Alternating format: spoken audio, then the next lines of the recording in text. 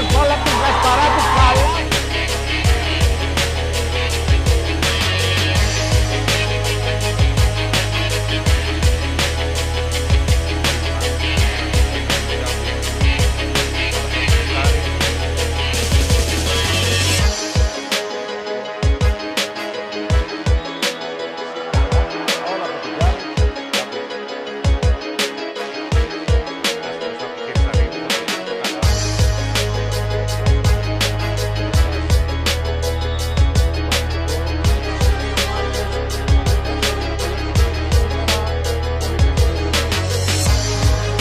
Rebound από την Παρασκευοπούλου.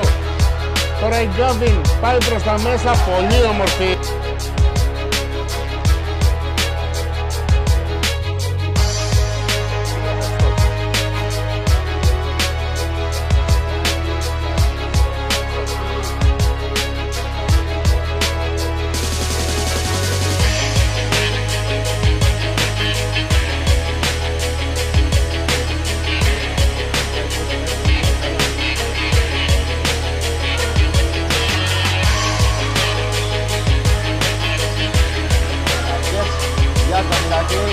Γκάβιν, θα αποστάθει για να Σεργίου και θα έφτασε.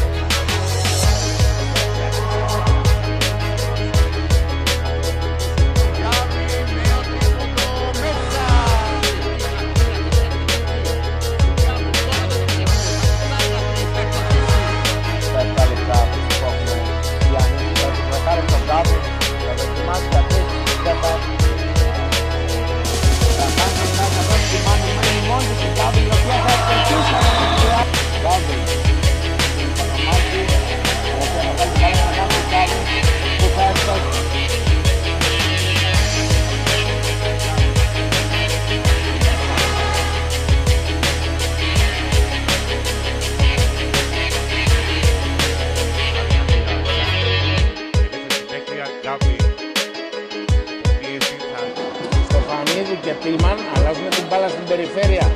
Γκάβιν και μείνει ξεμαρκάριστη και ευστό.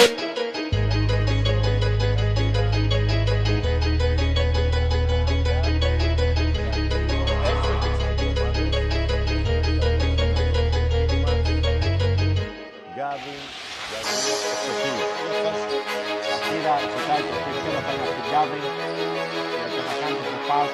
και θα δοκιμάσει για 3 και ψάχνει να βγαίνει το πεδίο, παίρνει το πικ από την Γκάβιν, η οποία θα επανατοποθετηθεί σε γρήγορο τέμπο στην εκδοχή του Αθηναϊκού. Τελικά θα πάει σε οργανωμένη επίθεση. Γκάβιν κάνει το πάω και θα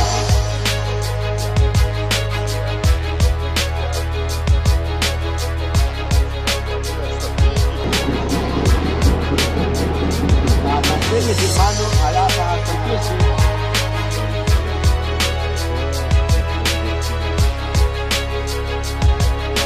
Χάρη, είμαστε και στο πνευμένο μόνο Ιαννός, η οποία θα αστοχίσει. Οι αστοχές